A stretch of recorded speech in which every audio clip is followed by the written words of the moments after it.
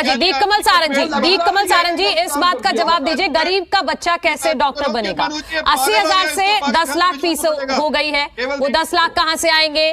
फिर वो लोन कैसे मिलेगा उस बच्चे को? इस बात की क्लियरिटी दीजिए। देखिए मनु, मैं अभी केवल ढींगरा जी को सुन रहा था और मुझे बहुत अफसोस हुआ कि उनको ना तो एक भी इसका पॉइंट क्लियर है, ना उन्होंने पॉलिसी पढ़ी है, और ना ही उनको ये पता कि इसके पीछे पॉलिटिकल मैसेज क्या है जो वो इतनी देर से बोले जा रहे हैं, कह रहे हैं। एक भी बात उनकी सही नहीं है।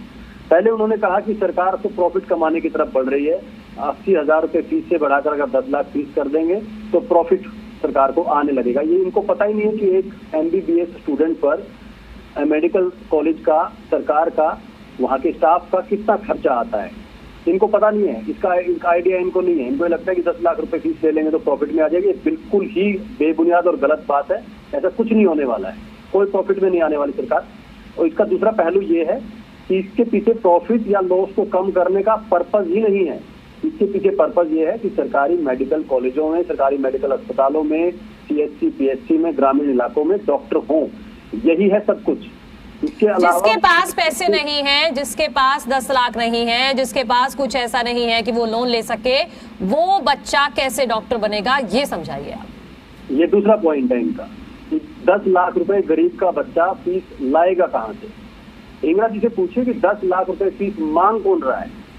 कौन कह रहा है कि 10 लाख रुपए की गड्डियां लाकर दीजिए या 10 लाख रुपए का चेक काट कर दीजिए? सर, आप बच्चे के नाम पे इन्होंने पढ़ाई नहीं है, इसलिए मैं कह रहा हूँ मामला नहीं है। कोई भी अक्षत, 1 मिनट मैं ले लूंगी आपसे जवाब, 1 मिनट सुन लीजिए आप। हाँ दीप कमल जी, किसी भी स्टूडेंट से एडमिशन के टाइम या कोर्स के दौरान कोई भी फीस उनकी नहीं ली जा रही है। 80,000 रुपए के अलावा कोई फीस नहीं ली जा रही है किसी भी स्टूडेंट से। उसको MBBS करने तक किसी से नहीं पूछा जा रहा कि आप 80,000 रुपए के अलावा कोई भी 1 रुपया ला कर दो। ये भी इनका फैक्चुअली गलत है। किसी से फीस नहीं ली जा रही है। ये एक बॉन्ड एग्रीमेंट है कि अगर आप सरकार के साथ बाद में काम नहीं करते, जब सरकार आपको नौकरी दे रही है, देगी जब नौकरी सरकार, और उसको जब आप रिजेक्ट करके 1 साल 2 साल बाद जाएंगे या शुरू में रिजेक्ट करेंगे, तब आपको इस बॉन्ड के तहत भुगतान करना है। किसी को MBBS करने के दौरान तो भरना ही नहीं है ना। ये कह रहे थे फीस वो लाएगा कहाँ से? जब एक MBBS डॉक्टर बन गया उसके बाद उसके बारे में पूछा जाएगा आप सरकार की नौकरी कीजिए। तीसरा पॉइंट, इन्होंने कहा कि बैंक लोन देगा कहाँ से? वो तो उसकी फाइनेंशियल स्थिति देखेगा या उसके परिवार की स्थिति देखकर जो है वो लोन देना। ये बिल्कुल फैक्चुअली रॉन्ग, बिल्कुल मिसगाइड करने वाला काम है। आपके पास किसी भी सरकारी मेडिकल कॉलेज में एडमिशन का आपका लेटर है, प्रपोजल लेटर, कि आपको एडमिशन ऑफर किया जा रहा है, आपका मेरिट लिस्ट में नाम है।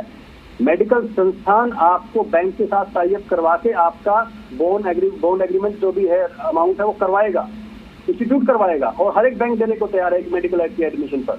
भागकर घर आकर में आपको कोई भी बैंक जो है, प्राइवेट बैंक, लोन देकर जाएगा आपके पास एडमिशन सरकारी मेडिकल कॉलेज में अगर है तो। ये सारी बातें बेबुनियाद इनकी हैं।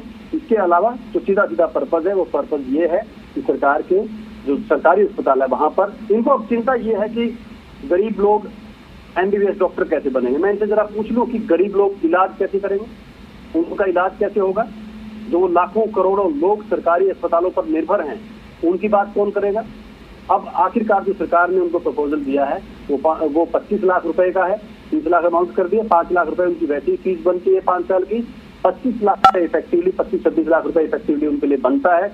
अगर वो PG करते हैं जिसमें कि फिर से 3 साल लगते हैं, वो 3 साल भी इन 5 साल में काउंट होंगे, वो भी गिने जाएंगे इसके अंदर, और 2 साल रह जाएंगे, फिर 2 साल बचते हैं। ठीक है दीप कमल जी।